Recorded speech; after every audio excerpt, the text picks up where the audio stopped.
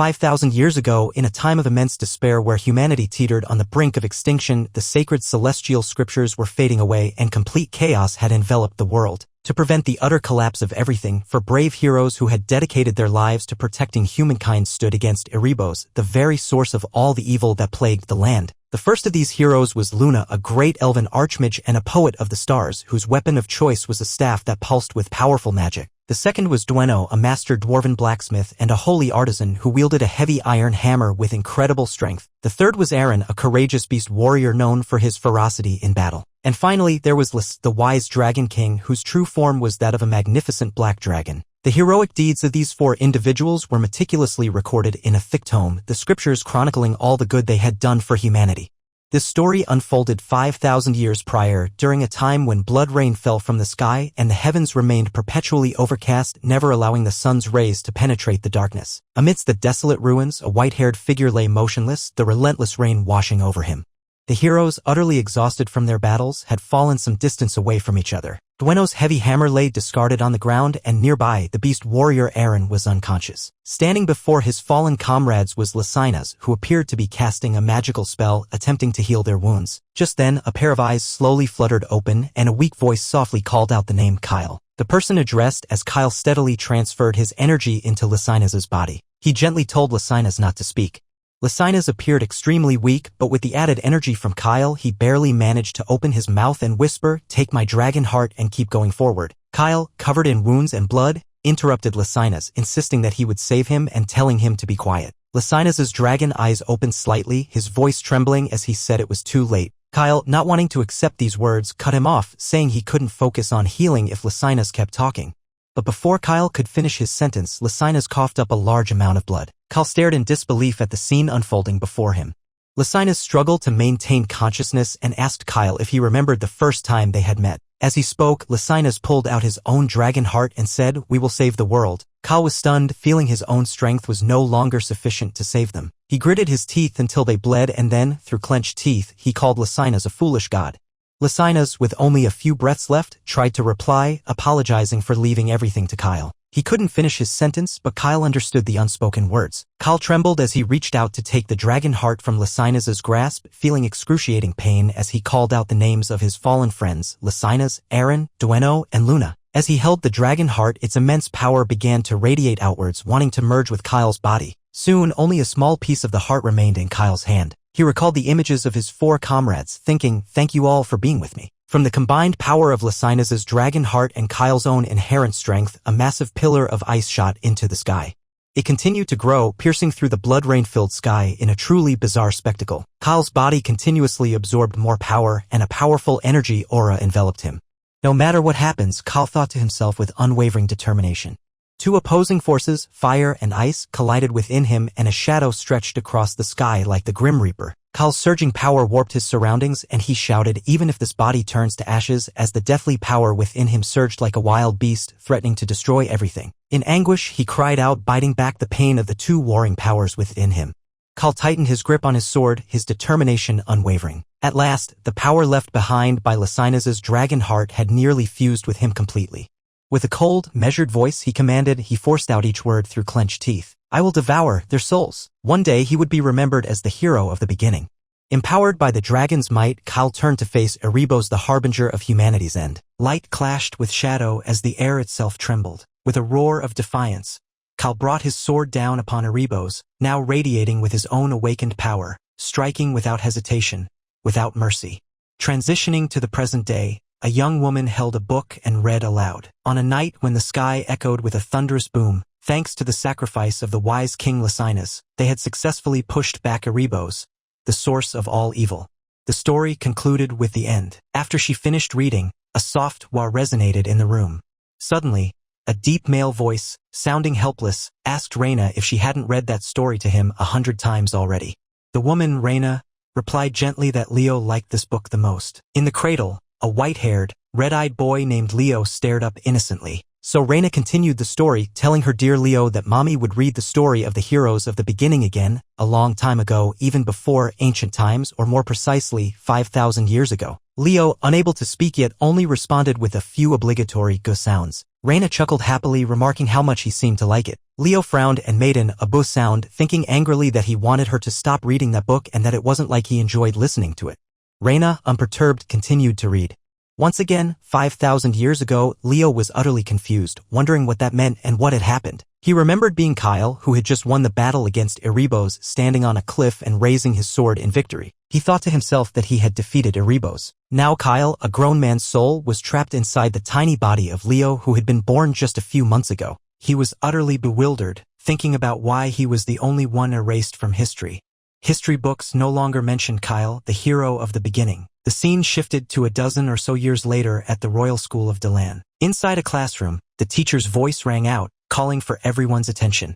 The teacher stood at the lectern, his hands resting on the desk, looking down at the class. He announced that, as they all knew, they were currently living in the Age of Heroes. The teacher paused to take a breath and then said loudly that it had been 5,000 years since the first heroes had appeared in their world. Below him, the students listened intently to the teacher's words, the room silent except for his voice. He continued, explaining that the world had undergone many changes since then. He thumped his chest proudly and stated that the Royal School of Delan, for example, had been chosen to host this year's Lumene entrance exam. The teacher's face flushed with excitement as he spoke of this important event, saying that among them would be those who possessed the qualities of a hero, those who would pass the entrance exam and one day have their names etched into the annals of heroism. Therefore, as he spoke enthusiastically, a loud snore echoed from the back of the class. The teacher tried to continue, but the snoring repeatedly interrupted him, infuriating him. The whole class turned to look at the student at the back of the room by the window, sound asleep and completely unaware of what was going on. The teacher slammed his hand on the desk in anger and shouted for attention, calling out to the sleeping young man, "Leo." The young man raised his head and the teacher continued, sarcastically remarking that he had clearly mastered all the course material to the point that his lecture was putting him to sleep and that he would quiz him. As per usual, the teacher asked what rituals one had to undergo 5,000 years ago to be called a hero. Leo leaned back in his chair, stretched, then scratched his head and answered that if someone had just made a name for themselves, people would naturally worship them. He was Leo Plav, 15 years old. The teacher sighed, running a hand over his face in frustration at Leo's answer, and asked if anyone else wanted to answer. After he finished speaking, a hand shot up from the front of the class. A red-haired young man sitting to Leo's left spoke up, explaining that in ancient times, there was no way to be recognized by the gods and that heroes were chosen through sacred rituals, such as the blood ritual. At this, Leo glanced at him with a knowing look and then leaned back in his chair. The teacher, delighted with the response, laughed heartily and praised the red-haired student, calling him excellent. He looked at the young man sitting seriously below and announced him as their kingdom's greatest magic prodigy, Gullivan Tratton of the Tratton family. The teacher then turned back to the topic of the exam, saying they had high hopes for this year's Lumene entrance exam. While Gullivan basked in the admiration of the teacher and his classmates, he glanced at Leo with a smug look, but Leo seemed indifferent, sighing as he read his book.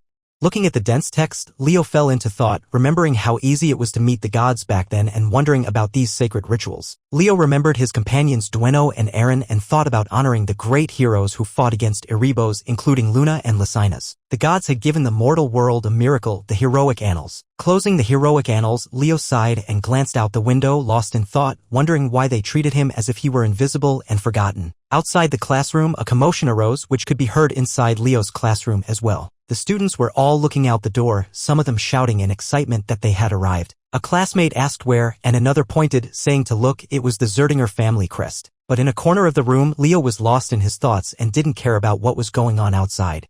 In the wide hallway, a well-dressed man walked, followed by a girl dressed in white, probably his daughter, and a squad of guards behind them. The students excitedly discussed among themselves, expressing their amazement. One student recognized the girl and exclaimed that it was Celia Zerdinger. In Leo's classroom, as he was pushing his chair back to stand up, the school's loudspeaker announced that all students should gather in the auditorium immediately with no exceptions, as the Zerdinger family had come to visit their school. Gullivan noticed Leo standing up and remarked, asking if Leo was trying to impress the Zerdinger family, and if he thought they would even notice him. Leo raised an eyebrow, confused by Gullivan's statement, but calmly explained that he was going home now. Leo, with his hands in his pockets, casually walked out of the classroom, saying he wasn't interested in those kinds of things, unlike Gullivan. Hearing Leo's sarcasm, Gullivan was stunned, unable to respond. He flushed with anger and yelled at Leo from behind, saying he wasn't interested either and just wanted to see Celia as a rival. But Leo wasn't listening and simply waved goodbye.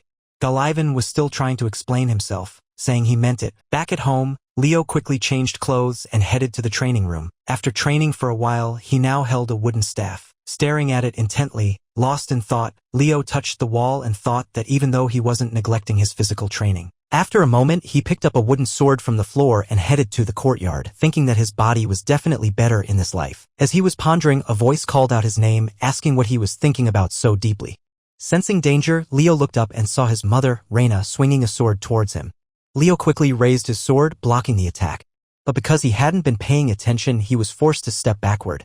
Leo landed gracefully and swung his sword through the air, saying it wasn't just, but Reina interrupted him, saying it had been a while since she had trained. Reina assumed a fighting stance, her eyes fixed sharply on Leo, telling him he couldn't get into Lumene with mediocre talent. With that, she swung her sword. This was his final test, she said as she leaped into the air and swung her sword at Leo. Leo blocked the attack, the two swords colliding and sending sparks flying. Reina smirked, asking if she should get a little more serious. Leo's hand trembled slightly as he blocked the attack. After a brief struggle, he pushed Reina back into the air and retreated, his sword clanging against the ground. Leo, not giving up, panted heavily, sweat pouring down his face. He raised his sword and asked if she wasn't being too harsh, Mom, but Reina was unyielding, swinging her sword with a fierce expression while blocking all his attacks. And then, like a demon from hell, she charged at Leo. He started to ask what she was talking about, but as she realized something was wrong, Reina's eyes widened, thinking she had used too much power. As Reina's sword was about to pierce Leo's eyes, she thought that if Leo couldn't dodge this, but right then, Leo dodged to his right, avoiding Reina's sword by just a few strands of hair.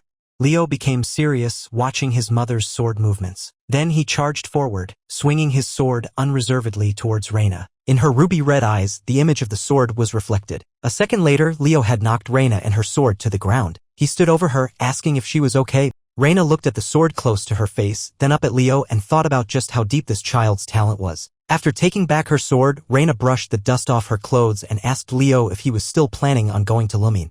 Lumene Academy, the hero academy for humans. Leo occasionally looked at himself in the mirror, connecting his reflection with his past life as Kyle among the 4 heroes of different races where the heroic annals were recorded. This was where his record was most likely to be kept. And with that thought, Leo smiled at his mother and replied that of course he was. Reina, already aware of his intention, said that the Zerdinger family was visiting Delan and would be staying at their estate. Leo was surprised that the Zerdinger family was staying at their house. Reina explained that yes, she wasn't too happy about it, but she would ask Vice Patriarch Ziz Zerdinger to pass on the Zerdinger spirit technique to him.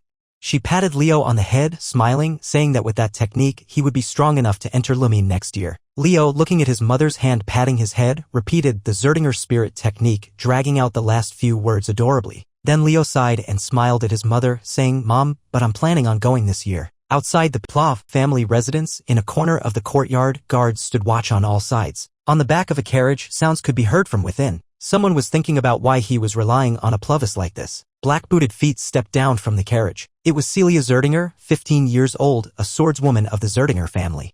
She looked around blankly, wondering why they hadn't just rented a whole hotel. After placing her large suitcase on the ground, she was still thinking about how she just wanted to focus on the Lumene entrance exam and wondering why they had to stay in a small house like this. At that moment, a man's voice called out, Celia. It was Ziz Zerdinger, the vice patriarch of the Zerdinger family. He seemed to recognize Celia's displeasure and apologized for someone having said they didn't care about the Zerdinger family. Hearing this, Celia scoffed arrogantly, saying that a knightly education that didn't know the usage of a bell wasn't worth seeing. Ziz Zerdinger didn't pay any mind and said that his opinion differed somewhat. The scene shifted to inside the mansion, where maids were busy carrying Celia's luggage. Ziz and Celia were standing before the owners of the estate. Ziz bowed his head and said it was a pleasure to meet Reina Plav. The lady of the Plav family said, Welcome, Zerdinger. Standing beside her was Leo's father, Dade Plav, the head of the Plav family. Ziz turned to Celia and told her to greet them and that this was Count. Celia put a hand on her chest and bowed politely, introducing herself as Celia Zerdinger and saying coldly that she looked forward to their care. Reina kindly approached her, saying it was a pleasure to meet Celia. She thought to herself that Celia was a young, plump little lamb. When she first saw Reina, Celia was taken aback, thinking about her black hair and red eyes and wondering if she could be someone from the family. As if sensing Celia's thoughts, Reina initiated a conversation by introducing herself, also inquiring about the nature of the other person's relationship with Celia. Following these initial exchanges, maids were observed carrying Celia's luggage towards her designated room. From within the room, Ziz's voice could be clearly heard, mentioning a recent visit to the Royal Academy of Dilan. Nearby, bowls filled with white, fluffy treats were placed. He further elaborated, stating that he had heard Leo express a lack of interest and his subsequent departure home. Upon hearing this, Ziz voiced his observation and Reina, seemingly unfazed, responded with a comment about the Zerdinger family's surprisingly disappointing reputation. With a joyful and slightly flushed expression, she bowed, offering an apology on behalf of her son if his actions had caused any displeasure, explaining that his primary focus was on his training. Reina then picked up a steaming cup of tea, and suddenly, Ziz posed a question about the kind of child Leo was. Meanwhile, down in the training yard, Leo and Celia were engaged in a sparring match, the sounds of their swords clashing resonating loudly. Back in the room, Reina responded to the earlier question with a simple affirmation. She then stirred the sugar she had just added to her tea, remarking that he possessed unbelievable talent. Observing his sister's firm belief, Ziz inquired if she truly thought Leo was worthy of inheriting the Zerdinger flame, while below, the sparring match was nearing its conclusion. Reina replied that her belief in her son's worthiness wasn't solely based on their familial connection, but on his inherent abilities. Ziz offered a gentle smile, stating that if she believed so, he would look forward to it. However, after a brief pause, his demeanor shifted to seriousness as he declared his need to personally examine Leo's potential. Below, Leo delivered a powerful blow to Celia, forcing her into a defensive stance. Unable to retaliate, Leo maintained a determined and confident gaze, assured of his impending victory over Celia. Later, in his private training room, Leo sat in the center of the floor, concentrating his energy. A blue aura emanated from the silver ring on his left hand, and his eyes held a sharp and resolute quality. Leo smiled as he observed the blue energy surrounding his hand, finally concluding that a vessel capable of containing everything was now complete. He then pondered the reason for his delayed understanding of aura manipulation, realizing it was so that his body would naturally adapt to it upon its eventual reception. Leo's thoughts drifted back to the events of 5,000 years ago when Erebos launched a devastating attack on humanity, and his comrades had fallen in battle. He reflected on his past inability to fully control that power and the essences of those who had perished. He remembered Kyle's apparent helplessness, but resolved that in this life, he would achieve perfect control. Leo slowly rose to his feet, his mind considering the initial steps of aura manipulation. Just then, a voice called out from behind him, asking if he was Leo. Turning around, Leo was surprised to see Celia standing there with her hand on her hip, looking directly at him. Celia smiled at Leo, commenting that he seemed to have mastered the basics quite well and offering him special instruction in swordsmanship, then asking how that sounded. In her thoughts, Celia also considered the potential for gaining praise points from this interaction. However, Leo disregarded her offer of swordsmanship instruction and instead inquired about her identity.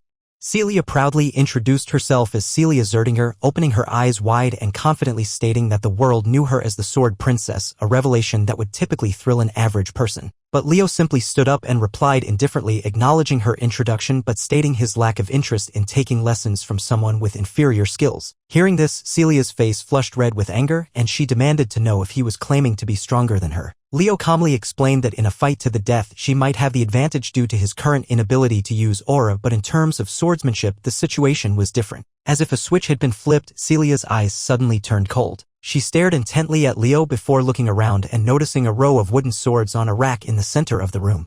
She walked over, pulled one out, and swung it as she approached Leo, seemingly initiating a match. She declared that if he was so confident in his skills, they should have a sparring match. Celia, perhaps overconfident, acted as if nothing was amiss, thinking that once he learned aura, she would teach him a lesson. At the same time, Celia made a silent wager that if she won, he would be her servant for a week. Leo found this intriguing and smirked. He countered with his own condition. If he won, what would her consequence be? Celia, without hesitation, pointed her sword at Leo, then grinned and stated that she would be his servant. Hearing this, Leo bent down and picked up a wooden sword from the ground. Holding the sword, he pointed his finger at Celia and declared that they should begin. As soon as he finished speaking, the two lunged at each other, their energies, blue and red, clashing in the space between them. The sound of their wooden swords striking each other echoed through the room. Celia, while avoiding Leo's attacks, noted that his speed was commendable. Seeing Leo charging towards her, Celia didn't hesitate and ran towards him as well, though she internally dismissed his speed as insufficient. Leo, a man of few words and many actions, had remained silent since the start of the match, his focus entirely on the battle, his eyes calm and steady. As Leo swung his sword, a significant amount of hidden energy accompanied the strike. Even Celia, upon blocking the attack, was forced to take several steps back, wondering about the source of such power. The force of Leo's attack even caused the floor to crack, compelling Celia to quickly retreat. However, Leo only grew stronger, relentlessly continuing his advance towards Celia with his sword. Celia, terrified, stood frozen, realizing she couldn't block the incoming attack. The sword Leo wielded formed an arc and pointed directly at Celia's face, but she was unable to react in time. Leo, unsurprisingly, remained indifferent and coldly questioned if her aura armor wasn't contrary to the supposed pure swordsmanship practice. Now surrounded by a red aura protecting her, Celia stammered that it was merely a reflex. Leo, noticing this, intentionally teased her, suggesting that he was going to win anyway. Understanding the mockery in his words, Celia shouted angrily.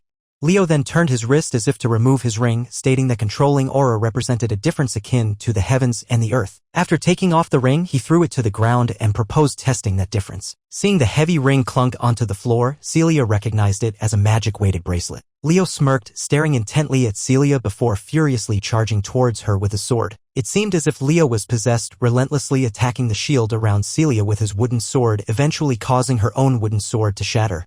But Leo still didn't cease his assault, and Celia's eyes widened in shock, her mind struggling to comprehend the situation.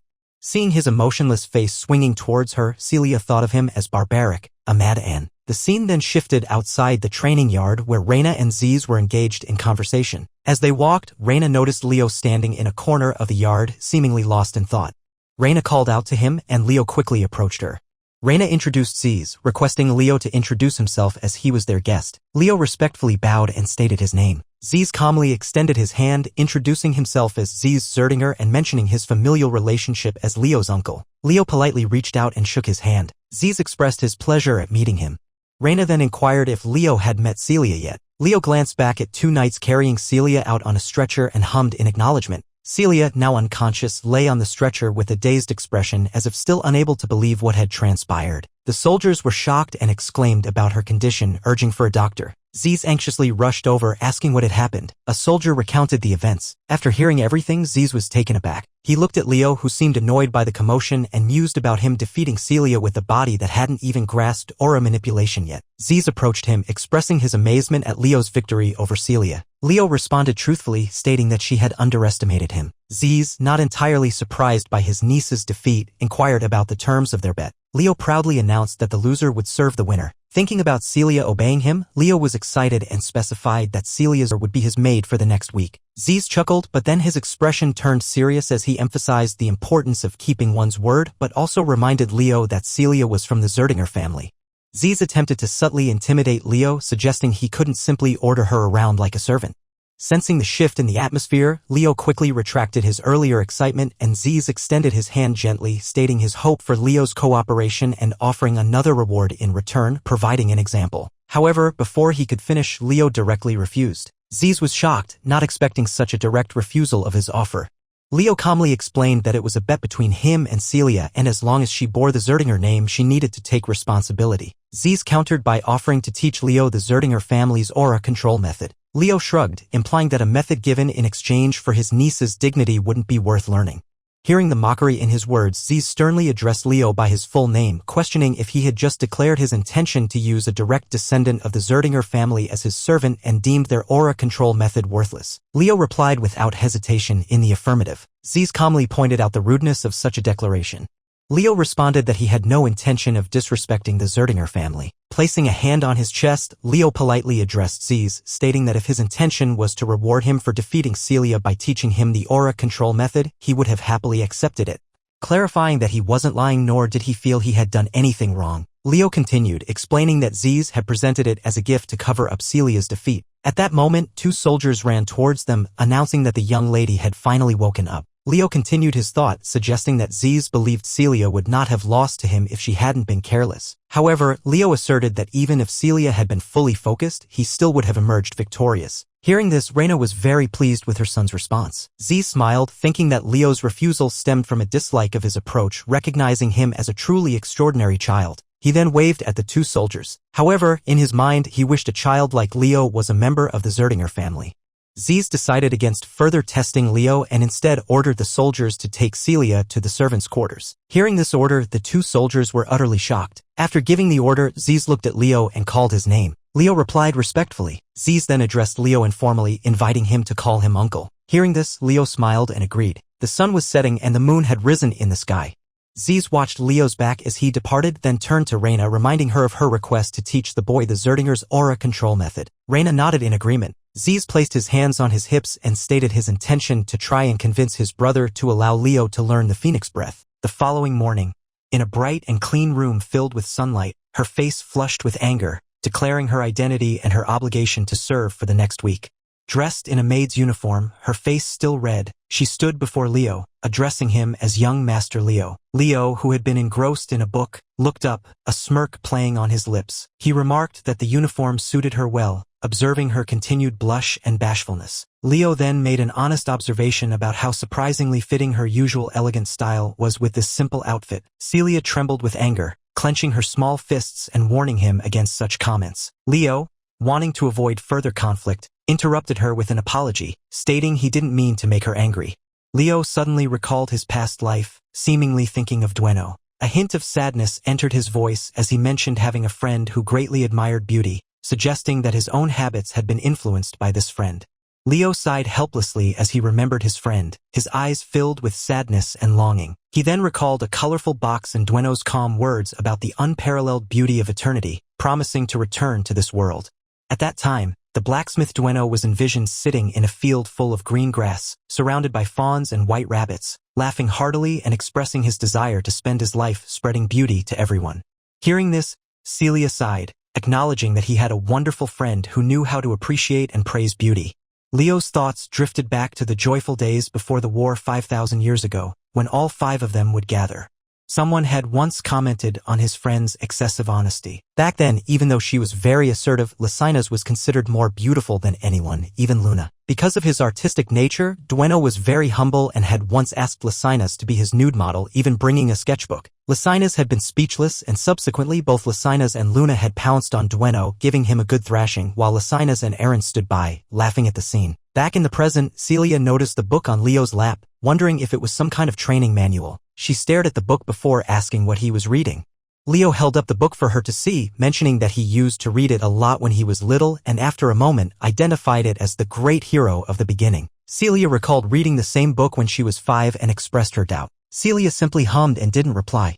Ignoring Leo sitting on the chair, she looked around and went straight to the bookshelf. Celia looked up at Leo's bookshelf, remarking that he seemed to like the great hero of the beginning, adding that even the average research on that hero probably couldn't compare to his. Leo honestly replied that he was just gathering the results. Celia curiously reached out to take a book from the shelf but then pushed it back, noting that there seemed to be many books about Kyle. Leo nodded honestly, explaining that in the stories of the great heroes, many achievements were difficult to attribute to a specific individual. Leo suddenly smiled in the sunlight, appearing lost in thought as he suggested that those achievements were probably Kyle's. Celia closed the book she was reading and expressed surprise, suggesting that Kyle was probably a con man trying to steal the achievements of other great heroes. Leo looked up at her and called out the familiar name, Kyle. Celia pushed the book back, agreeing that most people thought so. Leo, in shock, exclaimed that was what everyone thought of him. Celia looked puzzled. Leo got up from the chair and told Celia that they should have breakfast and then begin training. Celia, outwardly appearing extremely obedient, agreed, addressing him as young master and asking for permission to train with him while inwardly plotting to uncover the secret behind his strength. Leo, as if sensing her intentions, remarked that it might be difficult to keep up and questioned her certainty about being all right. Hearing this, she paused, seemingly trying to understand his words. Upon realizing his implication, Celia angrily declared her identity as Celia Zerdinger. And so, the clatter of wooden swords clashing filled the training room. Celia, now changed into her training clothes, was panting heavily on the floor, sweat pouring down like rain. Leo, on the other hand, showed no signs of fatigue. He rested his sword across his shoulders and observed Celia, explaining that when her stamina reached its limit, her speed and reaction time would decrease, leading to more gaps in her movements, ultimately revealing her weakness just as it had before. Celia, still sitting on the floor, gasped for breath, questioning if overusing one's body was truly beneficial for training. Leo replied affirmatively, adding his opinion that young people these days were too weak. Then he secretly affirmed to himself that compared to the past, aura technology had advanced significantly, perhaps explaining why people didn't prioritize physical training as much anymore, as aura could enhance bodily strength. Celia, feeling mocked, trembled and pushed herself up, demanding to know what he meant by weak. But Leo didn't pay much attention, simply sighing and thinking that if the body was trained, aura would also be strengthened. Celia was now extremely angry. She stood up, wiped the sweat from her face, and pointed her sword at Leo, her face flushed with anger, warning him not to underestimate her before charging at him with her sword, yelling an insulting name. But Leo effortlessly used a single move to send Celia flying a distance away, causing her to fall heavily to the floor with a painful thud. This only intensified Celia's anger, and she furiously questioned her inability to win. Seeing this, Leo approached her, remarking on the difficulty of the situation. Celia looked up at him with angry eyes, a hint of confusion mixed in. Then, Leo offered her the magic bracelet he had worn for a long time, instructing her to take it. Celia reached out and accepted it, thanking him. However, as soon as she touched the bracelet, its weight caused her to kneel to the ground. Leo, not surprised, explained that it was a bracelet imbued with gravity magic. Leo's face displayed extreme pleasure as he instructed her to wear it during training from the following day onwards. The scene then shifted to that afternoon in the backyard of the mansion. The sun was gradually setting. Celia appeared to be training, out of breath as she called out to stop. Behind her stood Ziz, observing the training session. Stroking his chin, he mused to himself about the beneficial experience this would be for her before she went to Lumene, deciding that crushing her pride at least once would be a good thing. With this thought, Ziz called out to Leo, who turned to look at him. Leo calmly walked towards the tree where Ziz was standing and asked if he had called him. Ziz responded affirmatively, stating that he was considering asking the head of the family to allow Leo to inherit the phoenix breath. Leo seemed quite surprised upon hearing the news. He privately pondered the idea of the phoenix breath. In his mind's eye, he envisioned a majestic phoenix spreading its fiery wings. He then wondered if this was the true origin of the Zerdinger family's unique aura technique. It was a well-known fact that only those recognized within the family could inherit this powerful skill. Hearing the ongoing conversation, Celia interjected, almost completely certain that her father would not agree to something so easily. Upon hearing this, Ziz stated that there was a condition. Celia, clearly puzzled, questioned what this condition might be. Ziz calmly explained that the condition was to pass the Lumene entrance exam. Hearing this, Celia moved closer, her expression showing her confusion. She exclaimed that the Lumene entrance exam was an actual battle. Celia couldn't believe it and pointed out that a kid who couldn't even use aura would be in too much danger. Leo, who had remained silent until this point, smiled confidently. He acknowledged that he lacked real combat experience. At that moment, his thoughts drifted back to Kyle from his past life, who had also fought alone against those who threatened humanity. Leo felt a strong affirmation that this was his path in this life. Ziz then turned to Leo, asking for his opinion on the matter. Leo responded by mentioning his father and mother. He slightly bowed his head and stated that assuming his parents agreed with his wish, then he would also agree. Hearing his answer, Ziz smiled knowingly. He thought to himself that the boy, as expected, intended to take the exam this year. Having given a satisfactory answer, Leo quickly ran back to the training field, announcing that they had rested and should start again. Seeing this, Celia was not to be outdone. She began running after him, retorting that he shouldn't assume she couldn't keep up. The scene shifted to a week later, the day of the Lumene entrance exam. In the waiting hall, students stood around in groups talking amongst themselves. Spotting Celia standing in the middle of the room, the students began to discuss her excitedly, mentioning her name and expressing their disbelief at seeing the sword princess. Someone then noticed that she was accompanied by someone and hesitantly asked who the person next to her was. Celia, accustomed to this kind of attention, turned to Leo and inquired if the young master was worried. Leo let out a breath and replied that he was not at all. Leo then kindly reminded her that she should probably change her way of speaking.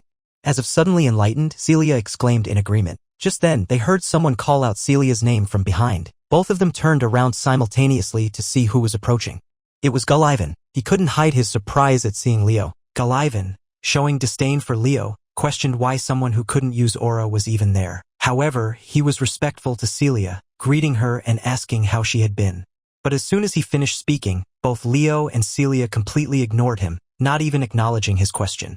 Gullivan was left with no choice but to introduce himself, stating his name and confidently mentioning that he had greeted her the last time she came to the school, and that he was known as the greatest genius archmage of Delan. Hearing this, Celia replied arrogantly that she didn't remember who he was at all. With that, Celia took Leo's hand, ready to leave, and pulled him forward, telling him to go.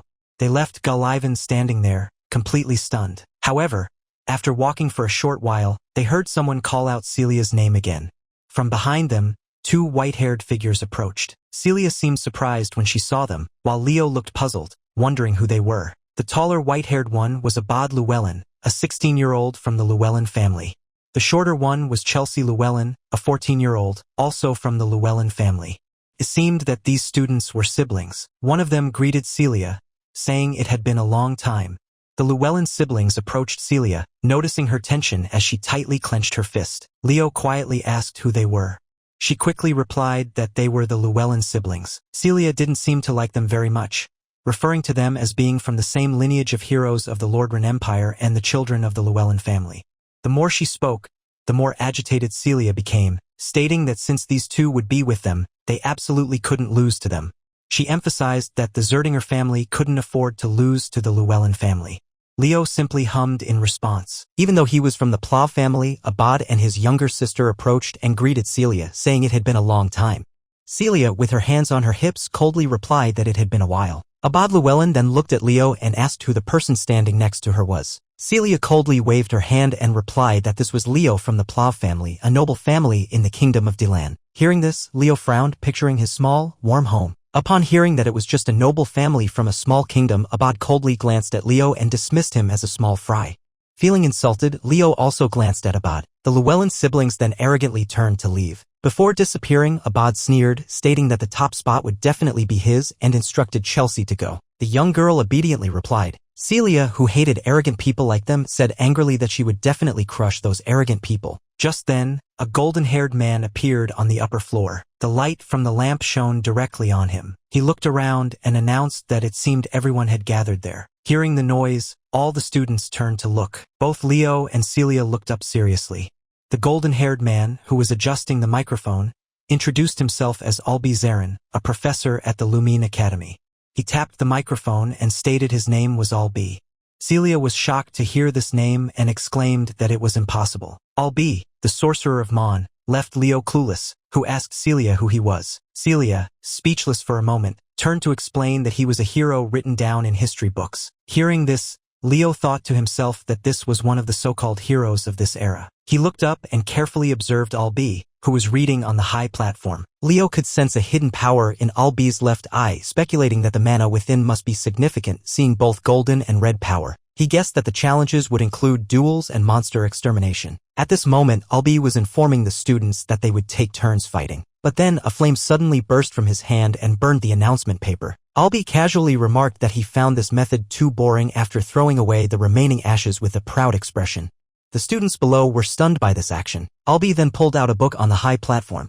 When he opened the book, a dazzling light erupted. In midair, a notification suddenly appeared, announcing the opening of the Book of Heroic Deeds, Albie's World. Albie snapped his fingers and the pages of the book flipped back and forth rapidly. Another notification appeared, stating the opening of the chapter titled The Wilderness. Then, a formation surrounded all the students in the hall. Albie raised one hand and the words in the book danced in midair, seemingly trying to bring the students into the world of the wilderness. Celia hadn't had time to prepare, and she and the other students were confused. Before the teleportation, the only thing she heard was Albie's remark about hating inefficiency. Albie's left eye emitted a large amount of mana, but his gaze remained cold. Leo's body was also being pulled into the world of the wilderness, but he remained calm as if nothing unusual was happening. He heard Albie say that he would combine everything and get it over with in one go. Suddenly, Leo remembered when he was studying at the Academy of Kingdom of Delane. His teacher had explained that the Book of Heroic Deeds was not just a simple historical record, but its true value lay in its ability to realize the hero's world containing the experiences of past heroes. The teacher had further explained that when warriors could bravely face danger and monsters, they would become heroes, and upon reaching the hero's world, they would be blessed by the gods, allowing people to inherit the power of the heroes before them. At that time, Leo had thought that this was almost like a kind of hero training system. The scene changed to the present. As he had predicted, it was indeed a hero training system. At this moment, his eyes were gradually closing. All the students had been teleported by Albie into Chapter 1 of the Wilderness. Unlike when they were in the waiting hall, everyone now held the weapon they usually used. A voice echoed, stating that this place was called the Wilderness and the goal was simple, survival. The voice continued, saying that whether they cooperated or eliminated each other, they should do whatever it took to survive, and those who wished to give up could break the orb they were holding. That was all. A student, confused by the voice, asked where the sound was coming from. Leo looked around for a moment and remarked that this place looked exactly the same.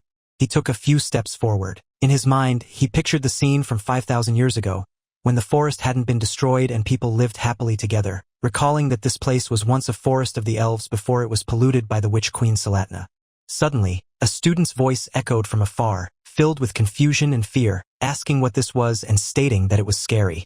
Another student lamented, wanting to go back. Seeing this, Someone from the group that had been with Leo spoke sarcastically, calling it just an illusion and pathetic. But as Leo observed his surroundings, he replied in his mind that they were wrong. Even if this world came from the memories of the appraiser, everything that happened here was real, and the mortal dangers could truly kill people. Thinking this, he suddenly heard a sound and Leo's eyes widened. Then, a force rushed towards him. Fortunately, Leo was quick and dodged to the side. Behind the trees, a small figure appeared. Leo looked towards it. The little girl's footsteps came closer and closer. She spoke, stating that they had met before, hadn't they?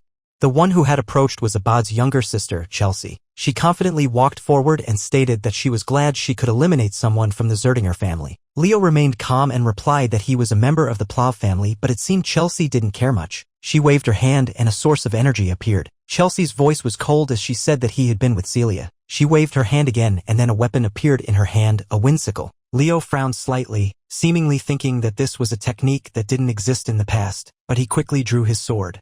Leo thought to himself that basically nothing had changed. Chelsea noticed that Leo had drawn his sword, but she seemed confident that she would win. With that, Chelsea let out a mocking, disdainful smile. Chelsea looked Leo up and down and remarked that even though she was right in front of him, he was still so calm. Then, Chelsea held up her weapon and spun it a few times in the air, creating a blue wind. Chelsea used her strength to throw the wind sickle towards Leo, but Leo remained still, like a statue. He didn't move to dodge. Leo was waiting until the wind sickle was about to hit him before he quickly used his sword to deflect it. Chelsea's wind sickle was deflected by Leo and plunged into the ground a long distance away. Chelsea was puzzled, wondering if he had stopped it and noting that she hadn't felt any obvious aura, questioning if it was a difficult-to-detect type of aura. After deflecting Chelsea's weapon, Leo sighed and commented that the attack was too simple. Instead of that, he suggested they join forces, wanting to form an alliance, stating that here, the ones who survived the longest would get the most points, and as a mage, she needed to pass at least one test. But as soon as he finished speaking, while waiting for a reply, Chelsea suddenly burst out laughing.